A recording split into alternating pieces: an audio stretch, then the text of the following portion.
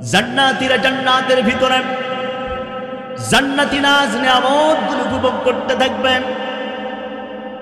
এমন যখন হবে আল্লাহ পাক রব্বুল আলামিন জান্নাতীদেরকে এমন ক্ষমতা দিবেন, জান্নাতের মধ্যে বসে বসেই তারা জাহান্নামীদের শাস্তি দেওয়ার দৃশ্যগুলি দেখতে পাবে।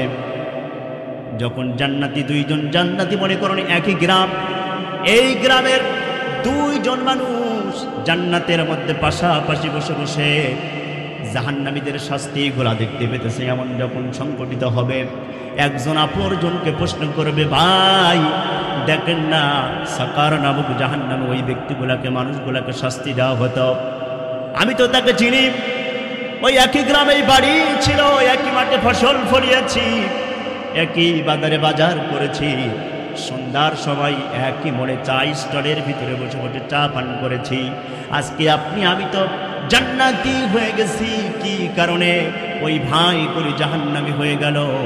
তখন আর একজন জান্নাতি মানুষ বলবে, ভাই আপনিও জান্নাতে, আমিও জান্নাতে, আপনিও জানেন না কেন ওই ব্যক্তিগুলাকে জাহান্নামের ভিতরে শাস্তি দেওয়া হতেছে, আবার আমিও জানি না ওই ব্যক্তিগুলাকে কেন জাহান্নামের ভিতরে শাস্তি দেওয়া হচ্ছে। ধরে কন নাউজুবিল্লাহ। আল্লাহ পাক রব্বুল আলামিন এই জান্নাতীদের সাথে ওই জাহান্নামীদের কথা বলার একটা সুযোগ তৈরি করে দিবেন। এটা আল্লাহ পারবে কি পারবে না? পারবে তো। আবার আমাদের সমাজে অনেক মানুষ আছে, দেয়ার ইজ নো গড, প্রভু বলতে কেউ নাই, এদের জ্ঞানের বহর খুবই কম। দুই পাতা লেখাপড়া করে বলে দেয়ার ইজ নো গড, আল্লাহ বলতে কেউ নাই। জোরে কন নাউজুবিল্লাহ। আল্লাহ পাক রব্বুল আলামিন ওই জাহান্নামীদের সাথে জান্নাতীদের কথা বলার সুযোগ করে দিবেন। এই জান্নাতীরা প্রশ্ন করবে, সেই প্রশ্নটা কি হবে কত সুন্দর করে রব্বুল আলামিন কোরআনুল কারীমের ভিতরে জানিয়ে দিলেন। আল্লাহ পাক রব্বুল আলামিন এই কথাগুলি বলছেন, ওই জান্নাতীরা বলবে, মা সালাকাকুম ফি সাকার। জোরে কোন সুবহানাল্লাহ। বলবে, বন্ধুরা তোমরা কেন সাকার নামক জাহান্নামের ভিতরে আসলাম? আমরা তো একই বাজারে বাজার করেছি, একই মাঠে ফসল ফলিয়েছি, একই চায়ের দোকানে চা পান করেছি, আজকে আমরা জান্নাতে আসলাম, তোমরা কেন জাহান্নামী হয়ে গেলে আমাদেরকে খুলে বলো। এই জান্নাতীদের প্রশ্ন শোনার পরে ওই জাহান্নামী মানুষগুলো তখন উত্তর দেবে, কি উত্তর দিবে? তখন তারা বলতে থাকবে, আল্লাহ পাক রব্বুল আলামিন কি তারা বলবে এই কথাটা কোরআনুল কারীমের ভিতরে বড় চমৎকার করে জানিয়ে দিয়েছেন। ওই মানুষগুলো তখন বলবে, ক্বালু লাম নাকু মিনাল মুসাল্লিন।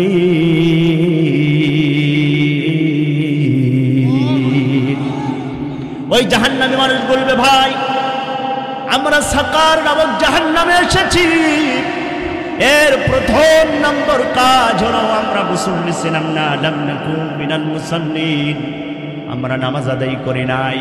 তাহলে আপনি আমি বুঝতে পারলাম সাকার নামক জাহান্নামে যাওয়ার প্রথম নাম্বার কারণ হলো নামাজ আদায় না করা। জোরে কোন ঠিক কিনা? আমার বন্ধুরা যারা নামাজ আদায় করেন না, শুনে রাখুন, ওই জান্নাতীরা যখন প্রশ্ন করবে আমার মধ্য থেকে যারা নামাজ আদায় করে না, এই মানুষগুলো সেদিন উত্তর দিয়ে নিজেরাই বলবে, লাম নাকু মিনাল মুসাল্লিন, আমরা মুসল্লি ছিলাম না, আপনারা তো নামাজি ছিলেন, আমরা নামাজ না পড়ার কারণে আজকে সাকার নামক জাহান্নামের অন্তর্ভুক্ত হয়ে গেছি। জোরে কন নাউজুবিল্লাহ, চিৎকার দিয়ে কন নাউজুবিল্লাহ। আবার বন্ধুরা, আপনি আমি অনেকে মুসলমান আছি, মুসলমানের ঘরে জন্মগ্রহণ করেছি, কিন্তু নামাজ আদায় করি নাকি?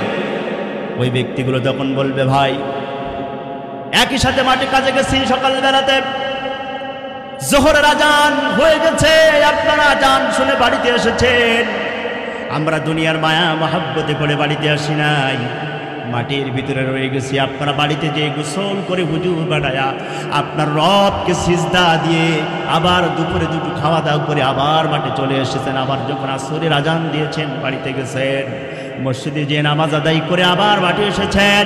কিন্তু আমরা বড় কপাল পড়েছিলাম, দুনিয়ার মায়া মহব্বতে মাঠ ছেড়ে যায় নাই, অফিস ছেড়ে যায় নাই, আড্ডা ছেড়ে যায় নাই, ফ্রি ফায়ার আর পাবজিতে ডুবেছিলাম।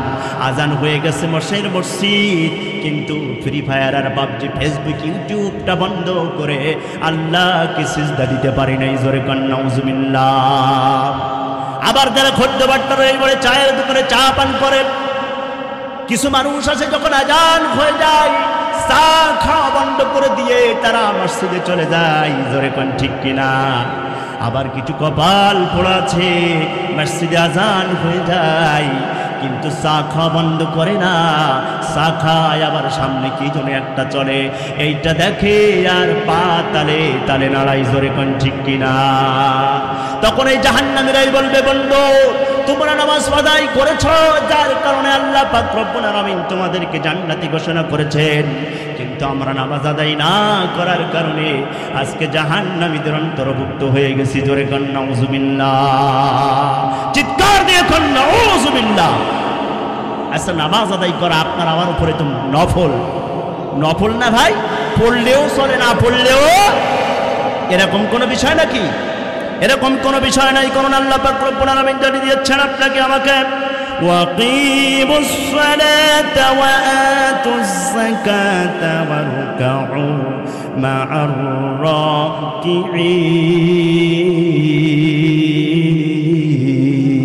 রাকিঈন।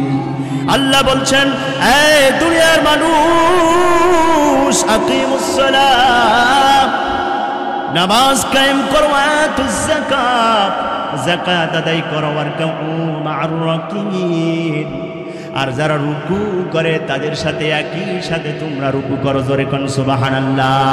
অর্থাৎ আল্লাহ বলতে চাইলেন নামাজ একা পড়বা না, বরং জামাতের সাথে তোমরা নামাজ আদায় করো। বা জোরে কোন সুবহানাল্লাহ। নামাজ কিন্তু জামাত সহ ফরজ। আমরা অনেকে নামাজ আদায় করি বটে, কিন্তু বাড়িতে নামাজ আদায় করি।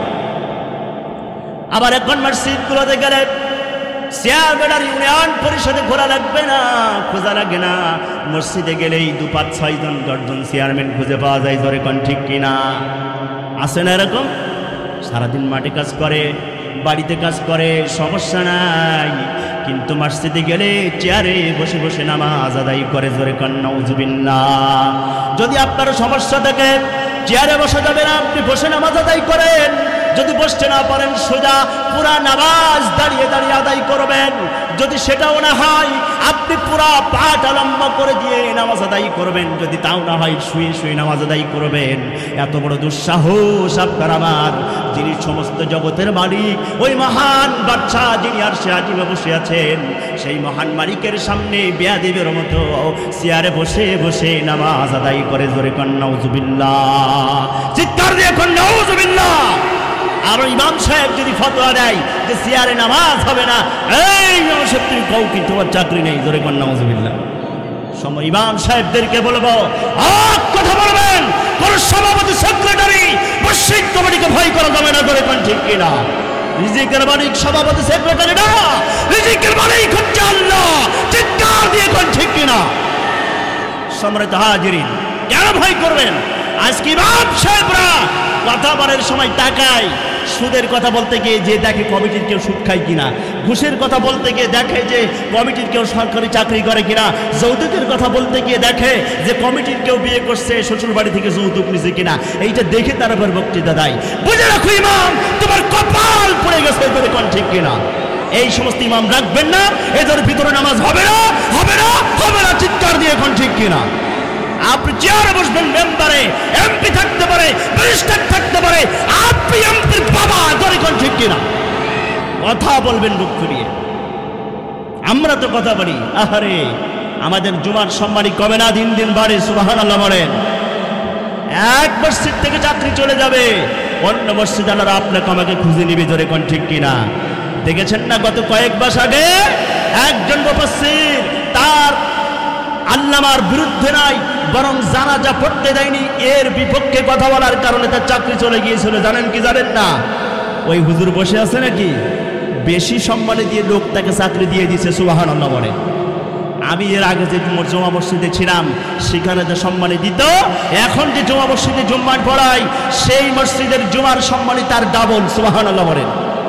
কণ্ঠ নিচু করবেন না, কণ্ঠ উঁচু করে কথা বলতে হবে। আল্লাহ তাআলা তৌফিক দেন, জোরে কোন আল্লাহুম্মা আমিন। আর ইমামতিকে চাকরি হিসাবে নেবেন না। সমস্ত ইমাম মুয়াজ্জিনদেরকে বলবো, ইমামতি করবেন ঠিক আছে, কিন্তু আপনার প্রধান কাজ হবে পেশা হিসাবে অন্য যে কোনো একটা পেশা বেছে নেবেন ইমামতিকে, তারপরে এই সমস্ত মুয়াজ্জিনকে পেশা হিসাবে নেবেন না। যদি এটা নেন তাহলে কমিটি সুযোগ পেয়ে যাবে আপনাকে আমাকে এরকম খামসায় ধরবে, জোরে কোন ঠিক কিনা। অন্য কোনো এক ব্যবসা করবেন, ছোট কোনো ব্যবসা করেন।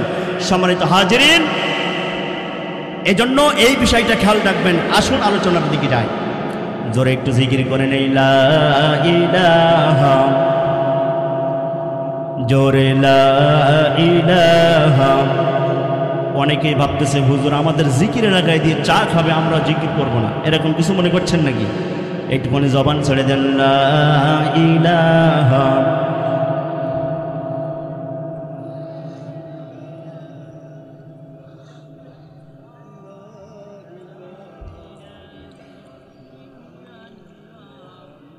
মুহাম্মাদুর রাসূলুল্লাহ সাল্লাল্লাহু আলাইহি ওয়াসাল্লাম। আমার বন্ধুরা, এই ব্যক্তিগুলো বলবে বন্ধুরা আমরা তো একই বাজারে বাজার করেছি, একই বাটে ফসল। নবীজি কণ্ঠটা নিচু করেছেন, তালহাকে বলছেন তালহা শোনো, আমি কি তোমার কোনো হক নষ্ট করেছি নাকি? জোরে কোন সুবহানাল্লাহ। নবীজি বলছেন তালহাকে, তালহা আমি কি তোমার হক নষ্ট করেছি নাকি? সুবহানাল্লাহ বলে তালহা বলছেন ইয়া রাসূলুল্লাহি ওয়াল্লাহি আল্লাহর কসম, আমার জীবন আপনার কদম মোবারকে কুরবানি করে দিলাম, আপনি আমার কোনো হক নষ্ট করেন নাই। জোরে কোন সুবহানাল্লাহ। নবীজি বলছেন তালহা তাহলে কি আমি তোমাকে কষ্ট দিয়েছি নাকি? তালহা বলছেন ইয়া রাসূলুল্লাহ ইয়া হাবিবাল্লাহ, আমার জীবন আপনার কদম মোবারকে কুরবানি করে দিলাম, আপনি আমার হক নষ্ট করেন নাই, আমাকে কষ্ট দেন নাই। নবীজি বলছেন তালহা কেন তাহলে ফজরের সালাতের আজান যখন হয়ে যায় তুমি নামাজে আসো, নামাজ শেষ হওয়ার পর আমি যখন সালাম ফিরাই সব সাহাবারা বসে থাকে মসজিদে নববীতে, তুমি কেন দৌড়ায় সবার আগে বাড়িতে যাও? তোমার বিষয় নিয়ে সাহাবা ইকরাম কথা বলে, কি তেমন এমন ব্যস্ততা তোমার, কেন তুমি বসো না আমার কাছ থেকে কথা শোনার জন্য? আমি কি তোমাকে কষ্ট দিয়েছি নাকি তোমার কোনো হক নষ্ট করে ফেলে দিয়েছি? নবীজি বলছেন তালহা কাঁদতেছে, কাঁদতে কাঁদতে চোখ দিয়ে পানি বাইর হয়ে হয়ে নাসিকা বয়ে বয়ে দাড়ি ভিজে যায়। তালহা বলছে ইয়া রাসূলুল্লাহ ইয়া হাবিবাল্লাহ, কেমন করে বলি আমি, কেমন করে বলি, কেন সবার আগে আমি বাড়িতে চলে যাই? তালহা কাঁদতেছে। নবীজি বললেন না তালহা বলতেই হবে, কেন তুমি সবার আগে বাড়িতে চলে যাও? তোমার বিষয় নিয়ে আমার সাহাবা ইকরাম পর্যন্ত কথা বলতেছে মসজিদে নববীর ভিতরে। আমার বন্ধুর হৃদয়ের কানটা খাড়া করে শুনেন। আবু তালহা বলতেছি ইয়া রাসূলুল্লাহ, আমার পরিবারের মধ্যে আমরা 3 জন সদস্য, আমি, আমার স্ত্রী এবং আমাদের ছোট্ট একটা ছেলে, আমাদের 2 জনের উপরে পর্দা ফরজ হয়েছে, আমার সন্তানের উপরে পর্দা ফরজ হয় নাই। ইয়া রাসূলুল্লাহ আল্লাহর কসম করে বলি আমাদের পরিবারের 2 জনের উপরে পর্দা ফরজ, কিন্তু পরার মতো মাত্র একখানা কাপড়। জোরে কোন সুবহানাল্লাহ। পর্দা কয়জনের উপরে ফরজ? কাপড় কয়খানা? একখানা কাপড়। তালহা বলতেছি ইয়া রাসূলুল্লাহ, মসজিদ নববীর মধ্যে যখন আযান হয়ে যায়, আসসালাতু খায়রুম মিনান নাওম, আসসালাতু খায়রুম মিনান নাওম,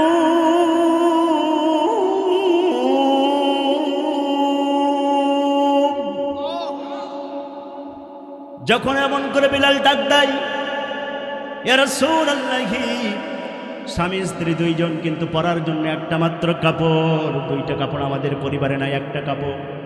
ইয়া রাসূলুল্লাহ আযান যখন হয় ওই একটা কাপড় আমি নিজে পরিধান করি, আর আমার বাড়িতে একটা গর্ত করা আছে, আমার স্ত্রীকে অলঙ্গ অবস্থায় ওই গর্তের ভিতরে রেখে আসি।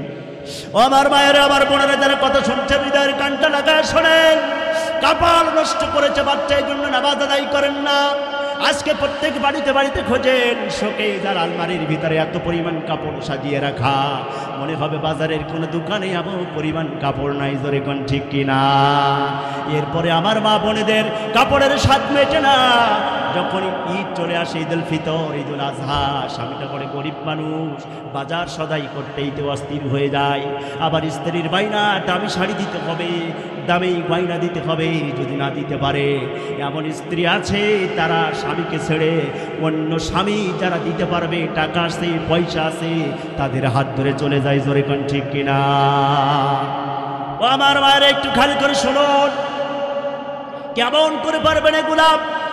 হযরত তালহা বলছি, ইয়া রাসূলুল্লাহ, স্বামী স্ত্রী দুইজন, কিন্তু পরার জন্য একটা মাত্র কাপড়, আমি ওই একটা কাপড় পরিধান করে চলে আসি।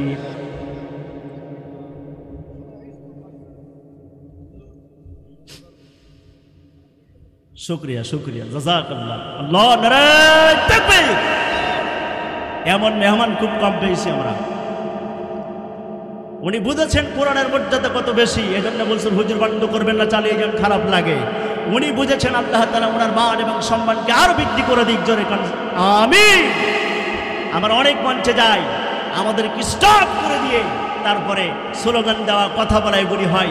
আমরা মেহমানকে ছোট করতেছি না, কিন্তু কোরআনের সম্মান সবার উপরে। জোরে কোন ঠিক কিনা? সম্মানিত মেহমান বিষয়টা বুঝতে পেরেছেন। আমি দোয়া করছি হৃদয় থেকে, আল্লাহ তাআলা ওনার মান এবং সম্মানকে বহু গুণে বৃদ্ধি করে দেন। জোরে কোন সুবহানাল্লাহ। কারণ যার কোরআনকে সম্মানিত করবে, আল্লাহ তাদেরকে সম্মানিত করেন। জোরে কোন ঠিক কিনা? সম্মানিত হাজিরিন, যে কথা বলছিলাম, তালহা বলছি, ইয়া রাসূলুল্লাহ, আমরা স্বামী স্ত্রী দুইজন, কিন্তু পরার জন্য কাপড় কয়খানা? কাপড় একখানা। ইয়া রাসূলুল্লাহ, আজান যখন হয়ে যায় আমি একটা কাপড় পরিধান করে নামাজে চলে আসি, আর আমার স্ত্রী রুমাইসা বিনতে মিলহান তাকে বাড়ির একটা গর্তের ভিতরে রেখে আসি। আপনি যখন ফজরের সালাত শেষ করে সালাম ফিরান, আসসালামু আলাইকুম ওয়া রাহমাতুল্লাহ, আসসালামু আলাইকুম ওয়া রাহমাতুল্লাহ, আমি তালহার সাথে সাথে দৌড়ায় বাড়িতে চলে যাই। কারণ সূর্য ওঠার আগে আমি তালহা যদি আমার বাড়িতে না পৌঁছাতে পারি, তাহলে আমার স্ত্রী নামাজ কাজা হয়ে যাবে, আমার স্ত্রী মহান আল্লাহকে সিজদা দিতে পারবে না। জোরে কোন সুবহানাল্লাহ। তালহা কাঁদতেছে, কথা শুনে নবীজি কাঁদতেছে, সাহাবে کرام কাঁদতেছে। নবীজি বলছে, আগে তালহা কি কথা শুনেই না, স্বামী স্ত্রী মাত্র দুজন, কিন্তু পড়ার জন্য একটা মাত্র কাপড়, তারপরে তুমি নামাজ ছেড়ে দাও নাই, নামাজকে এত বেশি ভালোবেসেছো, এত গুরুত্ব দিয়েছ, কোনো অজুহাত দাও নাই। ও আমার ভাইরা বোনেরা, কিয়ামতের ময়দানে যদি তালহা আর তালহার স্ত্রী রুমাইসা বিনতে মিলহানকে আল্লাহ দান করিয়ে দেয়, আর আপনারা যদি বলেন কাপড় নষ্ট হয়ে গেছে তা নামাজ আদায় করি নাই, এই অজুহাত দিয়ে নামাজ থেকে সেদিন রেহাই পাওয়া যাবে। জোরে খান যাবে, যাবে না? নবীজি বলছেন, তালহা, আমি রাসূলুল্লাহ তোমার প্রতি খুশি হয়ে গেছি। ওগো তালহা, আমি ঘোষণা করে দিলাম, তালহা আনতা জান্নাতি, তালহা আনতা জান্নাতি, তালহা আনতা জান্নাতি। ওগো তালহা, তুমি জান্নাতি, জান্নাতি, জান্নাতি। চিৎকার দিয়ে কোন সুবহানাল্লাহ। নামাজকে ভালোবাসার কারণে, নামাজকে গুরুত্ব দেওয়ার কারণে নবীজি তালহাকে জান্নাতি বললেন। নবীজি দুনিয়া থেকে 10 জনকে সাহাবীকে জান্নাতি ঘোষণা করেছেন। এর ভিতরে অন্যতম প্রধান হচ্ছে আবু তালহা। জোরে কোন সুবহানাল্লাহ। তালহাকে জান্নাতি ঘোষণা করলেন। তাহলে তালহার স্ত্রীর কি হবে? তালহা বলতেছে, ইয়া রাসূলুল্লাহ, আমি দৌড়ায় বাড়িতে চলে যাই, সূর্য ওঠার আগে আমি কাপড়টা খুলে দিই, উলঙ্গ হয়ে গর্তের ভিতরে প্রবেশ করি, আর একটা মাত্র কাপড় আমার স্ত্রীও পরিধান করে। স্ত্রী একই কাপড় পরিধান করে উযু বানায়া আমার আল্লাহর কুদরতি কদমে সিজদা দেয়। ইয়া রাসূলুল্লাহ, আবার যখন রিজিকের সন্ধানে বাহির হই, ওই একটা কাপড় খুলে আমার স্ত্রী আমাকে দিয়ে দেয়, আর আমার স্ত্রী ওই গর্তের ভিতরে ঢুকে যায়। জোরে কোন সুবহানাল্লাহ। আজকে বাংলাদেশে এমন একটা পরিবার দেখান, খদ্দবাট্টা জয়নগর ইউনিয়নের একটা পরিবার দেখান, যে পরিবারের মধ্যে স্বামী স্ত্রী পরার জন্য মাত্র একখানা কাপড় খুঁজে পাওয়া যাবে। জোরে কোন খুঁজে পাওয়া যাবে? খুঁজে পাওয়া যাবে না। আপনাদের মসজিদে এশার সালাত আদায় করলাম, মানুষ বাজারে গুলাতে শত শত হাজার হাজার, কিন্তু ঈশার সালাতের ইমামতি করলাম, আমার পিছনে 30 জন মুসল্লি ছিল না। জোরে কান নাউজুবিল্লাহ। এই মুসল্লিগুলি সেদিন আল্লাহ তাআলার দরবারে বলবেন ওয়ালাম নাকু মিনাল মুসাল্লিন,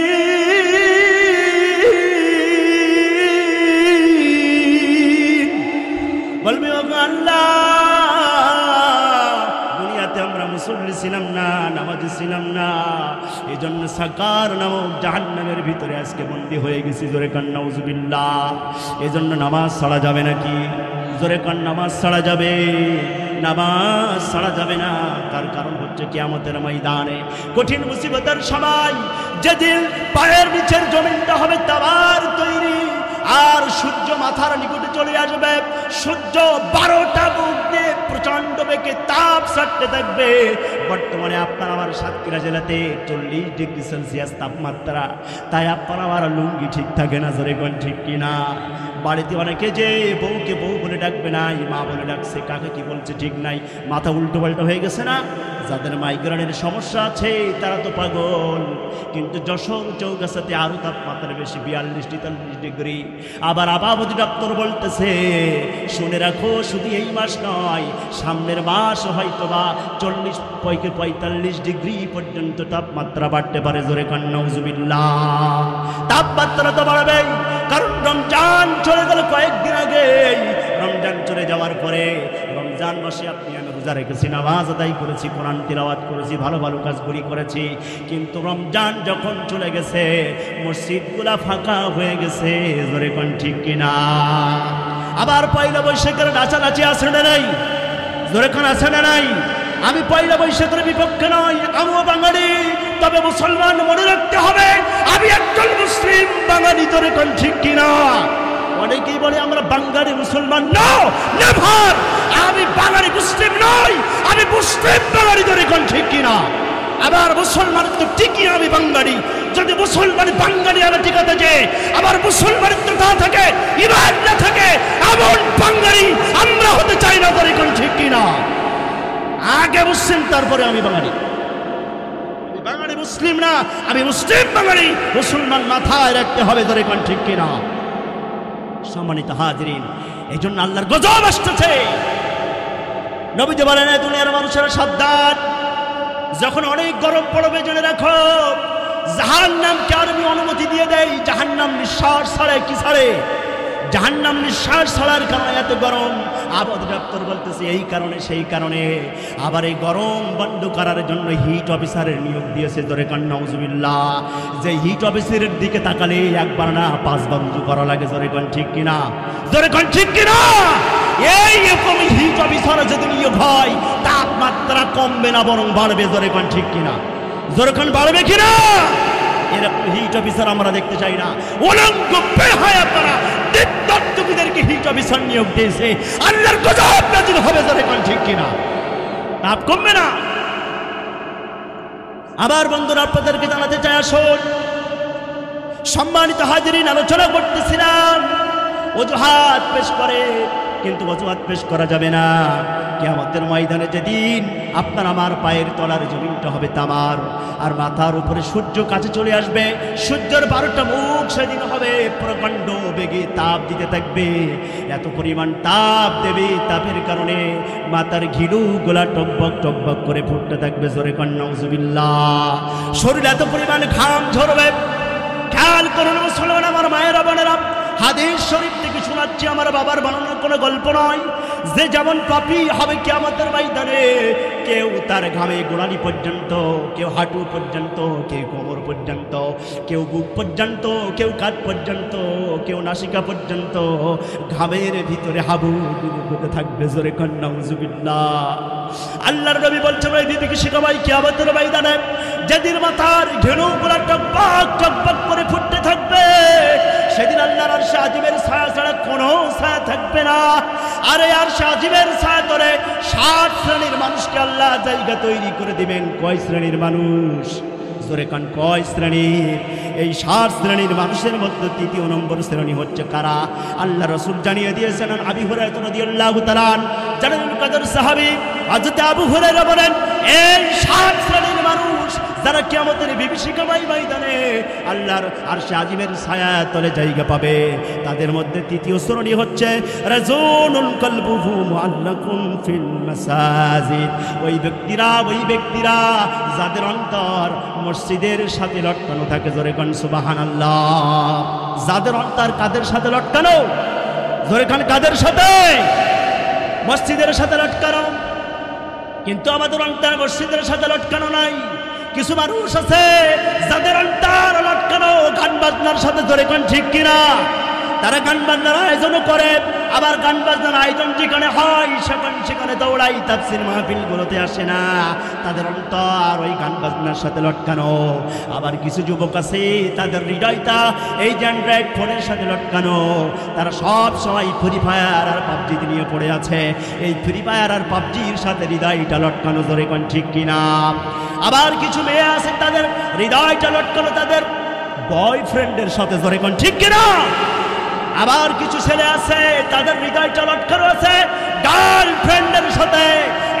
করতে পারতে যায় না ইউনিয়নের যুবকরা, শুনে রাখো কলারোয়ার যুবকেরা, তোমার হৃদয় যদি মসজিদের সাথে লটকানো না থাকে, বিভীষিকাময় কিয়ামতের ময়দানে আরশে আজিমের ছায়া তলে তুমি জায়গা পাবা না। যদি তোমার হৃদয়টা তোমার গার্লফ্রেন্ডের সাথে লটকানো থাকে, এই অবৈধ সম্পর্কের কারণে তুমি জাহান্নামী হয়ে যাবে। জোরে কোন নাউযুবিল্লাহ। আবার যদি তোমার হৃদয়টা তোমার বয়ফ্রেন্ডের সাথে লটকানো থাকে, তুমি জাহান্নামী হয়ে যাবা। আবার যাদের অন্তর গান বাজনার সাথে লটকানো, তাদের ঠিকানা হবে আল্লাহর জাহান্নাম। জোরে কোন নাউযুবিল্লাহ। আবার বন্ধুরা, আবার কিছু মানুষ আছে যাদের হৃদয়টা লটকানো ক্ষমতার জন্য। যেভাবেই হোক ক্ষমতা চাই। এই হৃদয়টা যদি ক্ষমতার সাথে লটকানো থাকে, তাহলে তারা অবশ্যই আল্লাহর জাহান্নামী হয়ে যাবে। জোরে কোন নাউযুবিল্লাহ। আবার বন্ধুরা, আপনি আমি মুসলিম, আপনার আমার হৃদয় কিসের সাথে লটকানো থাকবে? কিসের সাথে? জোরে কোন কিসের সাথে? যদি মসজিদের সাথে আপনার আমার হৃদয়টা লটকানো থাকে, হ্যাঁ আপনি রাজনীতি করেন আপনার জন্য বৈধ, আপনি ব্যবসা করেন আপনার জন্য বৈধ, আপনি ইমামতি করেন আপনার জন্য বৈধ, আপনি চাষবাস করেন আপনার জন্য বৈধ, আপনি চাকরি করেন আপনার জন্য বৈধ, আপনি নেতা হতে চান, ক্ষমতার আসনে বসতে চান, আল্লাহর পক্ষ থেকে আল্লাহ ক্ষমতা দেন। জোরে কোন সুবহানাল্লাহ। ক্ষমতা দেওয়ার মালিক কে? জোরে কোন কে? আমরা দেখেছি এই পৃথিবীর অনেক হিরোকে আল্লাহ জিরো বানিয়ে দিয়েছেন, আবার অনেক জিরোকে আল্লাহ হিরো বানিয়ে দিয়েছেন। জোরে কোন ঠিক কিনা? এজন্য আজকের মঞ্চে যারা এসেছেন আমার সম্মানিত মেহমান জনাব আলতাফ হোসেন লালটু সাহেব, গতকাল না পরশু দিনও একই সাথে জেলা পরিষদ মার্কেটে জোহরের সালাত আদায় করেছি। সুবহানাল্লাহ, সুবহানাল্লাহ। আমার খুবই ভালো লাগছে। আমি ওনাকে দেখলাম উজু বানাচ্ছে, যে উজুর জায়গাটা ওনার জন্য উপযুক্ত না, উনি উজু বানায় জোহরের সালাত নামাজ আদায় করলেন। আমি একই জামাতে জেলা পরিষদ মার্কেটের ছোট্ট একটা মসজিদ, মেহমান খেয়াল করছে কিনা জানি না, নামাজের ফলে উনি বসলেন, অনেকের সাথে উনি সালাম বিনিময় করলেন, আমার সাথেও সালাম বিনিময় হয়েছে। আমি খুশি হয়েছি এমন একজন মানুষ, সে রাজনীতি করে ঠিক আছে, কিন্তু দেশের আল্লাহকে ভুলে যায় না। সুবহানাল্লাহ বলে। আরে যে যারা আল্লাহকে ভুলে যায়, ওই সমস্ত মানুষের পিছনে যাওয়া যাবে? কারণ কোন নামাজি কোনো বেনামাজিকে সিলেকশন দিতে পারে নাকি? যেখানে পারে না। কারণ নামাজির বন্ধ হবে নামাজি, নামাজিদের নেতাও হবে নামাজি, আর নামাজিদের নেতা যদি নামাজি হয়, এই নেতা আর কর্মী সকলে একসাথে আল্লাহর জান্নাতে চলে যাবে। সুবহানাল্লাহ। এজন্য হৃদয়টা লটকানো থাকবে কিসের সাথে? যখন কিসের সাথে? মসজিদের সাথে হৃদয়ের সম্পর্ক থাকবে। মুসলমান যুবক ভাইরা, গার্লফ্রেন্ডকে ছেড়ে দাও, রাতের পর রাত জেগে থেকে গার্লফ্রেন্ডের সাথে কথা বলো, তোমার সময় নষ্ট, জীবন নষ্ট, যৌবন নষ্ট, অর্থ নষ্ট হয়ে যাবে। না না, তুমি তোমার ক্যারিয়ার তৈরি করো। যদি তুমি বিসিএস ক্যাডার হও, তোমার ওই গার্লফ্রেন্ডের মতো হাজার হাজার মেয়ের বাবা তোমার বাবার বাড়িতে লাইন দেবে। জোরে কোন ঠিক কিনা? কিন্তু আমাদের যুবকগুলো এমন এতিম, স্কুল কলেজগুলো যখন ছুটি হয় এতিমের মতো রাস্তার ধারে বসে থাকে। জোরে কোন নাউযুবিল্লাহ। এই যুবক, তোমার লজ্জা হয় না? তুমি কেন বসে থাকবে রাস্তাগুলোতে? তুমি তো যুবক, তুমি সিংহ পুরুষ, তুমি হামজা, ওমর, খাব্বাব, খুবাইবের উত্তরসূরি। একজন মেয়ে যাবে ইফতিজিং করার জন্য, তুমি রাস্তায় এতিমের মতো বসে থাকবা? তোমার লজ্জা হওয়া উচিত। জোরে কোন ঠিক কিনা? আর তুমি মেয়ের পিছনে থাকবা কেন? মেয়ের বাবারা তোমার পিছনে লাইন দেবে। জোরে কোন ঠিক কিনা? আর তোমার লজ্জা শরমই নাই? কেন বসে থাকবা তুমি? তুমি আল্লাহকে স্মরণ করো। আমার বন্ধুরা, নামাজ যদি আদায় করে, নামাজের অনেক গুরুত্ব রয়েছে, এর সায়েন্টিফিক কিছু বিশ্লেষণ আছে, অর্থনৈতিক গুরুত্ব আছে, সামাজিক গুরুত্ব আছে। কোন দিকে বলবো? মেডিকেল সায়েন্স বলতেছে যারা নিয়মিত নামাজ আদায় করে, যারা নামাজ আদায় করে না তাদের চাইতে নামাজি ব্যক্তিগুলো বেশি সুস্থ থাকে। সুবহানাল্লাহ বলেন। আবার যখন নামাজে সিজদা দেয়, আল্লাহু আকবার, মেডিকেল সায়েন্স বলতেছে হার্ট থেকে রক্ত পাস হয়, এই পার্টসগুলো ব্রেনের শীর্ষস্থান পর্যন্ত ঠিক মতো পৌঁছায় না, যে কারণে আল্লাহ পাক রব্বুল আলামিন দিন 5 বার নামাজ ফরজ করে দিয়েছেন। এই নামাজ যখন দিন 5 বার কোনো গোলাম আদায় করে, সিজদা দেওয়ার সাথে সাথে ব্রেনের এই নার্ভগুলোতে ব্লাড সার্কুলেশনটা স্বাভাবিক হয়ে যায়, যার কারণে স্মৃতি শক্তি বহুগুণে বৃদ্ধি পায়। জোরে কোন সুবহানাল্লাহ। এরপরে ব্রেন স্ট্রোক হবে না, আর পরে কিডনির সমস্যা হবে না, এরপরে হার্ট থেকে যদি ব্লাড সার্কুলেশন বাড়া হয়, হার্ট স্ট্রোক হবে না, হিট স্ট্রোক হবে না। অনেক গুরুত্ব রয়েছে। যারা নিয়মিত রুকু করবে, রুকুটা যারা সহজভাবে করবে, স্পাইনাল কর্ডের ভিতরে যে নার্ভগুলি আছে, এগুলোতে ব্লাড সার্কুলেশন স্বাভাবিক হওয়ার কারণে কখনো তাদের মাজার ব্যথা হবে না। কিন্তু আপনি আমি তো সেই দিকে যাই না। যখন অসুস্থ হয়ে যাই ডাক্তারের কাছে দৌড়াই, ডাক্তার যখন চিকিৎসা করে আপনি আমি ভালো হয়। আরে ডাক্তারের কত সুনাম, কত সুনাম আর প্রশংসা করি, কিন্তু আপনার আমার যিনি মালিক, ওই ডাক্তারের যিনি মালিক, তার প্রশংসা আপনি আমি করি। গতকালকেই সন্ধ্যাবেলা আবার এক ছোট ভাই, এক মসজিদের ইমাম, অ্যাক্সিডেন্ট করে হাতটা ভেঙে গেল। এরপরে স্ক্রু লাগাইয়া হাতটা জোড়া লাগাই দিয়েছে। আমি সেও অনেক ডাক্তারের প্রশংসা করতেছে। আমি বললাম, মুজাহিদ তুমি তো ডাক্তারের প্রশংসা করলাম, তোমার হাতটা ভেঙে গেছে এখান থেকে, এই ফাট থেকে মাঝখান থেকে ভাঙা হাড় গোলা কেটে রড ঢুকাই স্ক্রু দিয়ে আটকাই দিল, মাঝখানে 2 ইঞ্চি হাড় নেই। এই যে 2 ইঞ্চি হাড় তোমার থাকলো না, ডাক্তার শুধু একটা রড ঢুকাই দিয়েছে। এই পাশ থেকে হাড় বাড়তেছে, এই পাশ থেকে হাড় বাড়তেছে, বাড়তে বাড়তে এক সময় পুরো হাড়টা জোড়া লেগে গেল। তোমার ডাক্তার কিন্তু হাড় বাড়াতে পারে নাই। জোরে কোন ঠিক কিনা? এই জন্য ডাক্তারের প্রশংসা করার আগে প্রশংসা করতে হবে কার? জোরে কোন প্রশংসা করতে হবে কার? প্রশংসা করতে হবে আল্লাহর। হৃদয়ের সম্পর্ক থাকবে আপনার আমার মসজিদের সাথে। যদি এটা থেকে যায়, ওই কিয়ামতের বিভীষিকাময় ময়দানে যেদিন মাথার কাছে ছুটে চলে আসবে, পায়ের নিচের জমিটা হবে তামার, মাথার ঘিউগুলা টকবাক টকবাক করে ফুটতে থাকবে, আর সে আজিমের ছায়া তলে আপনার আমার জায়গা হয়ে যাবে। সুবহানাল্লাহ। এবার আসুন, হৃদয়ের সম্পর্কটা মসজিদের সাথে থাকবে, তার মানে কি শুধু নামাজ আদায় করবে তা না। হাদিসের বিশ্লেষণ হলো শুধু নামাজ আদায় করবে না, বরং তারা মসজিদের খোঁজ খবর নেবে। মসজিদের কোনটার অভাব আছে, কোনটা দরকার, এও খোঁজ খবর তারা নেবে। জোরে কোন সুবহানাল্লাহ। মসজিদের ইমামের খোঁজ খবর নেবে। সম্মানিত হাজির, একটুখানি জিকির করে নেই, লা ইলাহা।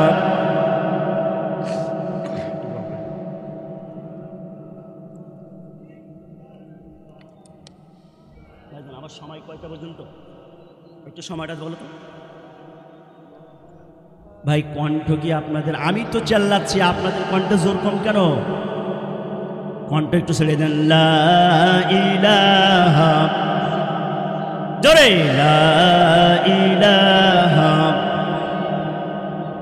লা ইলাহা ইল্লাল্লাহু মুহাম্মাদুর রাসূলুল্লাহ সাল্লাল্লাহু আলাইহি ওয়াসাল্লাম। আমার বন্ধুরা, যে কথা বলছিলাম, আপনার আমার সম্পর্ক থাকবে মসজিদের সাথে। কিসের সাথে? মসজিদের সাথে হৃদয়ের সম্পর্ক থাকবে। এর মানে শুধু মসজিদে নামাজ আদায় করবে না, মসজিদের কোনটা দরকার, কোনটা প্রয়োজন, এই খোঁজখবরও তারা রাখবে।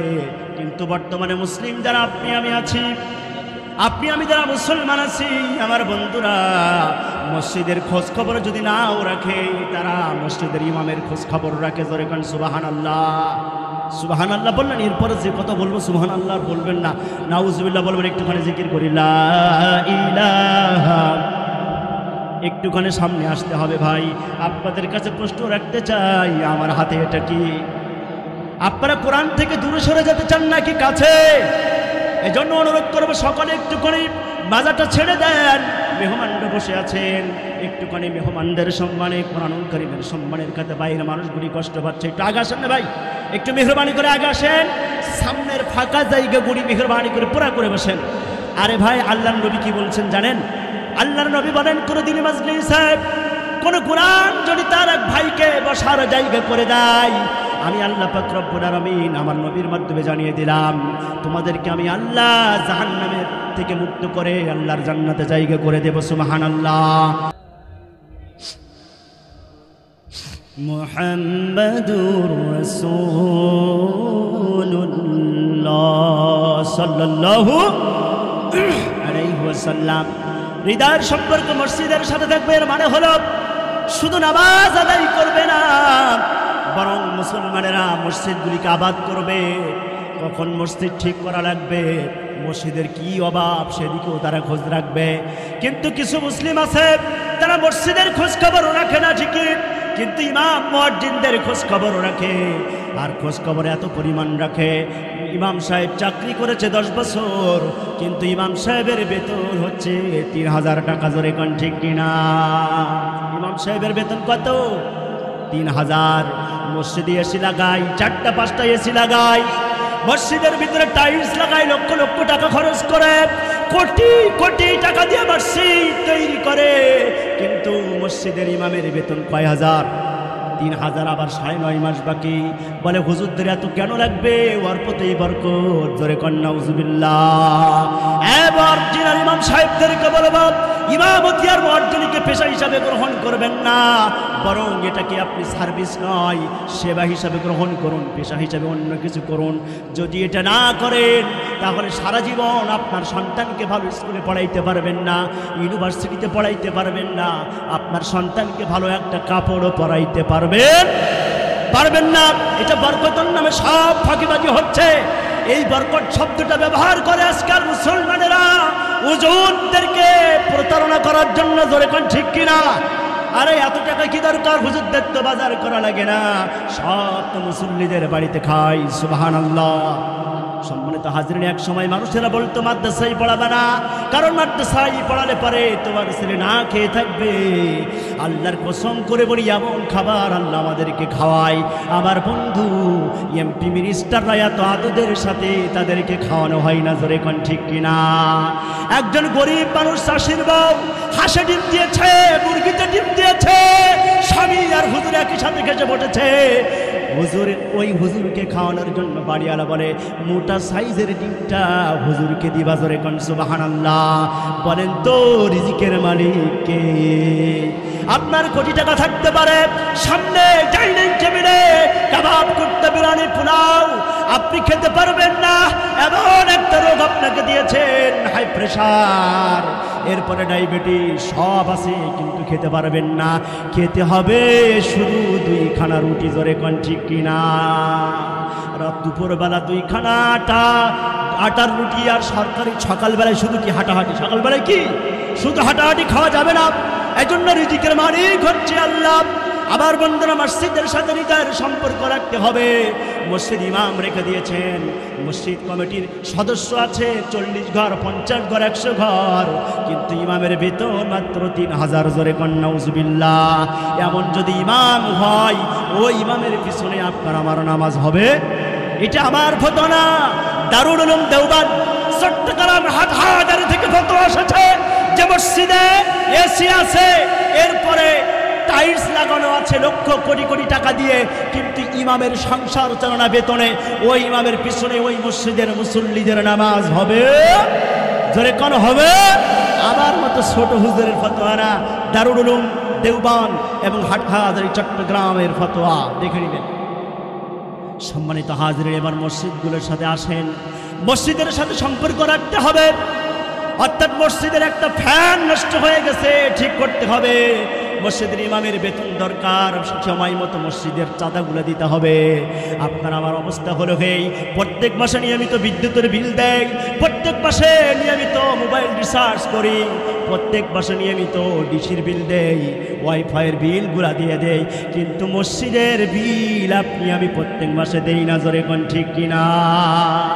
মসজিদের বিল দেই নাকি?